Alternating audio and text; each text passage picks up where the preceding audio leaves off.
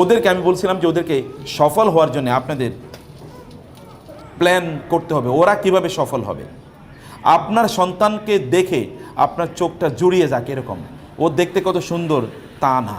সৌন্দর্য ফিজিক্যাল না, সৌন্দর্য হচ্ছে কিসের, এটা আধ্যাত্মিক ইস্যু।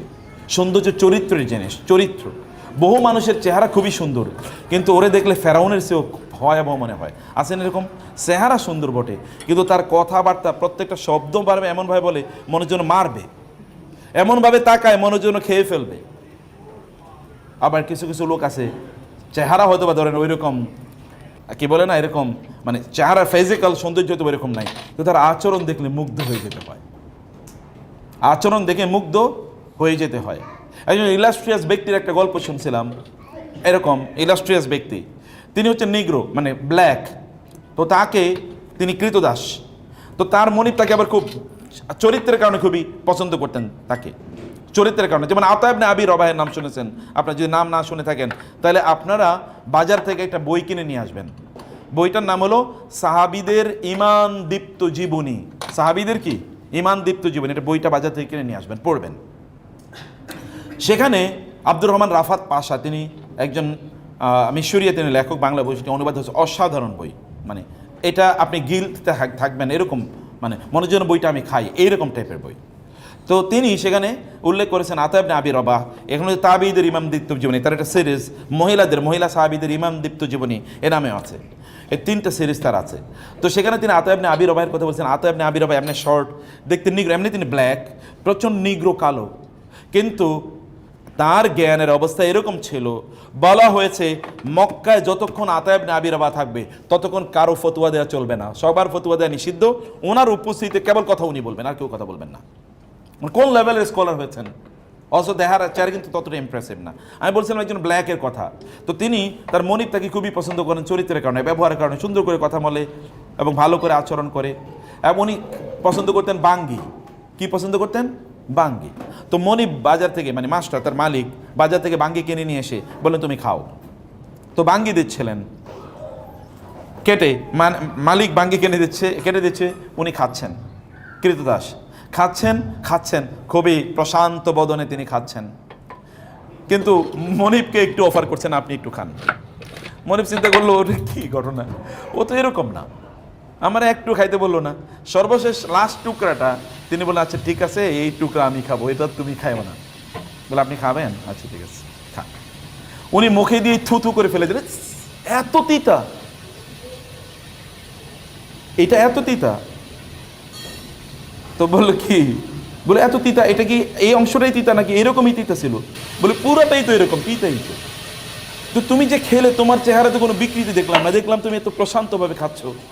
তিনি বলেন আমি তো বাঙ্গি খাচ্ছিলাম না, আমি আপনার ভালোবাসা খাচ্ছিলাম, আপনি বাজার থেকে কিনে নিয়ে এসছেন, আমি কিভাবে বলি যে জিনিসটা তিতা? আচরণ চরিত্র কেমন। এখন আপনারা বোনেরা আমার রান্না করেছেন, কত কষ্ট করে পুড়ে রান্না করেছেন, এরপরে স্বামী এসে বলবে কি রান্না করছো, খাইলাম না, এগুলো লবণ হয় নাই। অত স্বামী বলতে পারতো এত মজা হয়েছে, যদি আরেকটু লবণ হইতো তাহলে মনে হইতো জান্নাত থেকে খাবারটা আসছে মাত্র। আপনাকে ইউ কুড হ্যাভ ক্রিয়েটেড লাভ, কিন্তু কি হলো ডিজাস্টার। উনি যে এত কষ্ট করে রান্না করলেন এইটাও গেল, এরপরে রিলেশনটাও কি ধ্বংস হয়ে গেল। You could develop your relation, অথবা you should have develop your relation. আপনাকে রিলেশনটা ডেভেলপ করা লাগে, ভালো করে ডেভেলপ করতে হয়। এই ব্যাপারে এখানে আপনাকে ডায়নামিক হওয়া লাগে, বাচ্চাদের সাথেও এরকম ডায়নামিক হন। ভাইয়েরা, সন্তানদেরকে সফল বানান। সফলতা দুনিয়ার মানদণ্ডে মনে করবেন না। চেহারায় জিমে পাঠাচ্ছেন, বডি বিল্ডার হচ্ছে, এই বডি বিল্ডার দিয়ে করবে কি? কয়েকদিন পরে বিয়ে শাদী করালে বউয়ের সাথে মারামারি করবে, এতটুকু বডি বিল্ডিংয়ে কাজে লাগবে। শয়তানের সাথে কিন্তু মারামারি করতে পারবে না, শয়তানের সাথে মারামারি করতে পারবে না, কারণ ও ফজর নামাজ পড়তে পারবে না। শয়তানের ঘুম পাড়িয়ে রাখবে। সারা রাত সিনেমা দেখেছে, এরপরে ফজরের নামাজ পড়তে পারে নাই, জোহরের নামাজ পড়তে পারে নাই, আসরের নামাজ পড়তে পারে নাই, মাঠ থেকে খেলে এসছে ভয়াবহভাবে, কি ভালো করে এসছে, সে সব জায়গায় খুব ভালো। তো সব যে বলেছে যে মেয়ের কাছে, মেয়ে বিয়ের জন্য এসছে, যে আমার কোন এক জায়গায় পাত্রী দেখার জন্য গেছে, তো ছেলের বিবরণ কি, ছেলে এই এই এই এই এই এই এই এরকম আছে। সব কিছু ভালো করে, কি শুধু একটু মদ খায়, আর কিচ্ছু কোনো ইয়া নেই, সমস্যা নেই, সব ভালো। কি করে? একটু শুধু মদ খায়। তাহলে ভালো কি? তাহলে ভালো কি? তা আপনার বডি বিল্ডার বানাইছেন আপনি, ম্যাথ অলিম্পিয়াডে সে সারা পৃথিবীর, বাংলাদেশে সে চ্যাম্পিয়ন হয়েছে, সায়েন্স অলিম্পিয়াডে অনেক ভালো, কিন্তু আল্লাহর ইবাদতের ক্ষেত্রে জিরো। মানে ওইখানে শয়তানের প্যারালালি আছে, শয়তান যে অবস্থানে আছে ও সেই অবস্থানে আছে। তাহলে কোন সফলতা? এই সফলতা কি ধুয়ে খাবে পরবর্তীতে?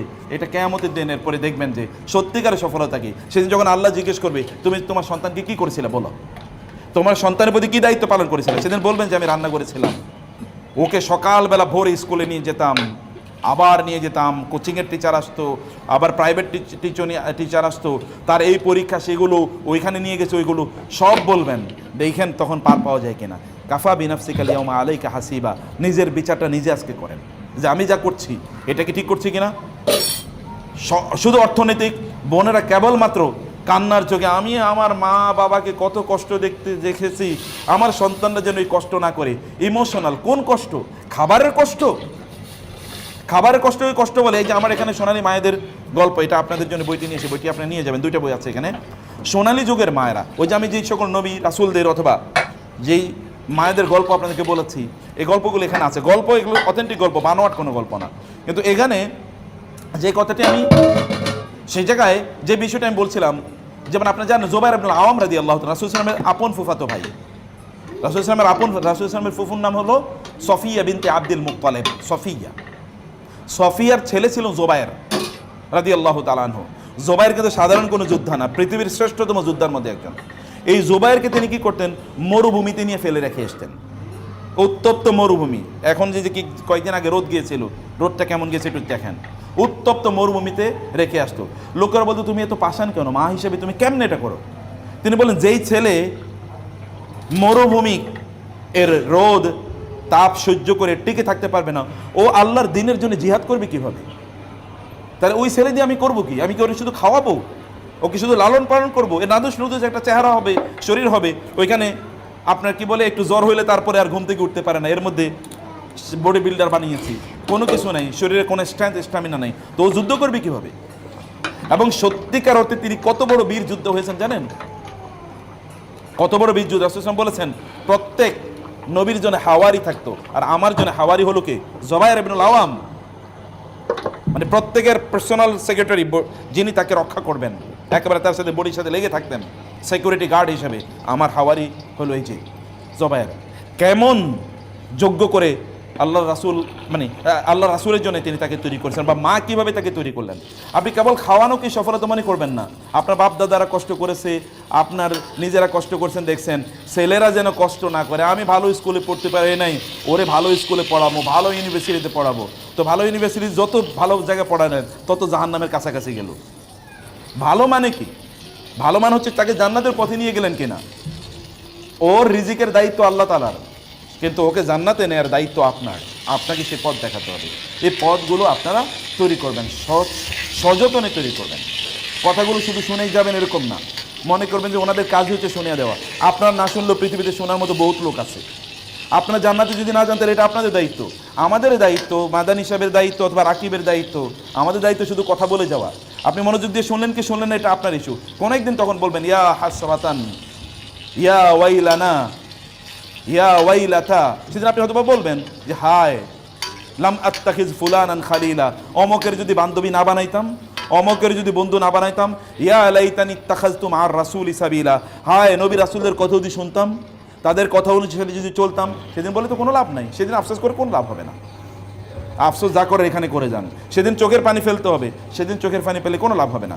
আজকে চোখের পানি ফেলতে হবে এবং বাচ্চাদেরকে সত্যিকারে ওদেরকে সফল বানান। সত্যিকার সফলতা ভালো মানুষ হওয়া, সত্যিকার সফলতা জ্ঞান অর্জন তারা করবেই। জ্ঞান অর্জন বড় কোনো শিক্ষা প্রতিষ্ঠানে করলেই হয় না। আমরা গ্রামে পড়েছি, এখানে যে শেখদেরকে জিজ্ঞেস করলে দেখবেন অধিকাংশই গ্রামে পড়ছে। যেই শিক্ষা প্রতিষ্ঠানে পড়ছি ওটার নাম হয়তো বা 10,000-এর মধ্যেও নাই।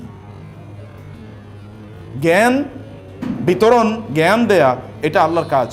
আপনি রিজিক দেয় এটাও আল্লাহ সুবহানাহু ওয়া তাআলার কাজ। আপনার এখন সম্পদ অনেক, আপনার বাপ দাদাদের সম্পদ গিয়ে দেখেন কতটুকু ছিল। এখন তো গ্রাম অঞ্চলে গেলে অট্টালিকা ভর্তি, এর আগে তো গ্রাম অঞ্চলে টিনের ঘরও পাওয়া যেত না। অতএব সম্পদ তো মানুষের বাড়ছে, সম্পদ বাড়বেই, সম্পদের জিম্মাদারি আল্লাহ তাআলার। কিন্তু ওকে ভালো মানুষ বানানোর জিম্মাদারি আপনার, এটা আপনাকে করতে হবে। এটা মনোযোগ দিয়ে করবেন, প্রত্যেকটা সেকেন্ড ম্যাটার করে। ভয়াবহ যুগ আছে এখন, ভয়াবহ যুগ মানে যুগকে গালি দিচ্ছে না, ভয়াবহ পরিস্থিতি বিরাজ করছে চারিদিকে।